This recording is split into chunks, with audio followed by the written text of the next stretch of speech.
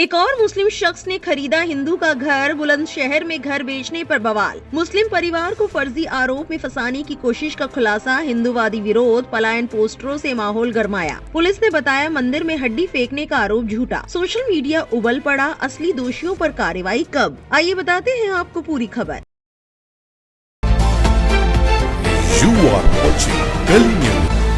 उत्तर प्रदेश में मुसलमानों पर अत्याचार का एक नया पैटर्न आ गया है।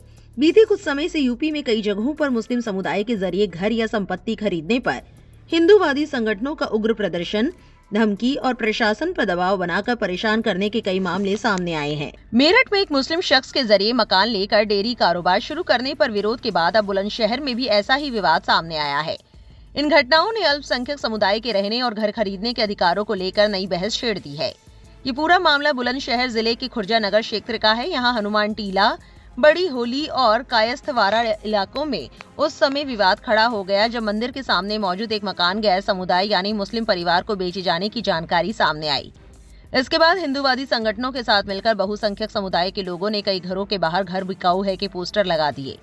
इतना ही नहीं, कुछ असामाजिक तत्वों ने मंदिर के सामने हड्डी फेंक कर मुस्लिम परिवार पर आरोप लगा दिया। हिंदूवादी संगठनों के इस कदम से अल्पसंख्यक समुदाय के लोग दहशत में आ गए। पुलिस और प्रशासन की नजर में मामला आने के बाद एसएसपी दिनेश सिंह ने जांच के बाद कई चौंकाने वाले खुलासे किए।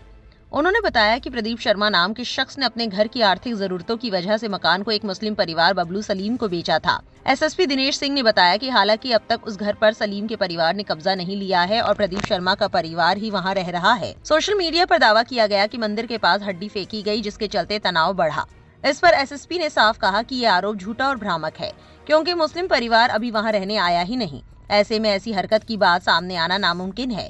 उन्होंने कहा कि इसकी जांच की जा रही है कि ये अफवाह किसने फैलाई। अब इस पूरी खबर के सामने आने के बाद सोशल मीडिया पर लोगों का गुस्सा फूट रहा है। जाकिर अली त्यागी नाम के एक्स यूजर ने लिखा, मेरठ के बाद अब बुलंदशहर में मुस्लिम परिवार द्वारा हिंदू इलाके में घर खरीदने से गुंडों की भावनाएं आहत हो गई हैं। गुंडों ने घर खरीदने वाले मुसलमान को फंसाने के लिए मंदिर के सामने हड्डी फेंकी और बड़े केस में फंसाने की साजिश रची।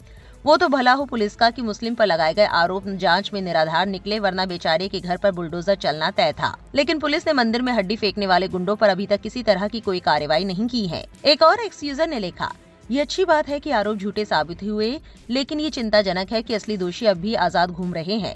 जिसने एक निर्दोष व्यक्ति की जिंदगी बर्बाद करने की कोशिश की, उसके खिलाफ कार्रवाई होनी चाहिए। आगे उन्होंने लिखा, ये धर्म का मुद्दा नहीं है, ये निशाना बनाने, साजिश और नाकाम न्याय का मामला है। सिर्फ एक घर खरीदने के लिए एक मुस्लिम परिवार को लगभग फंसाया जा रहा था। ये बेहद शर्मनाक और खतरनाक है। प्रतीक पटेल नाम के एक्स यूजर ने लिखा, अब ये क्या पागलपन है। बुलंदशहर में प्रदीप शर्मा ने सलीम से अपना मकान बेच दिया, तब हिंदू लोग उसके विरुद्ध सड़कों पर उतर गए।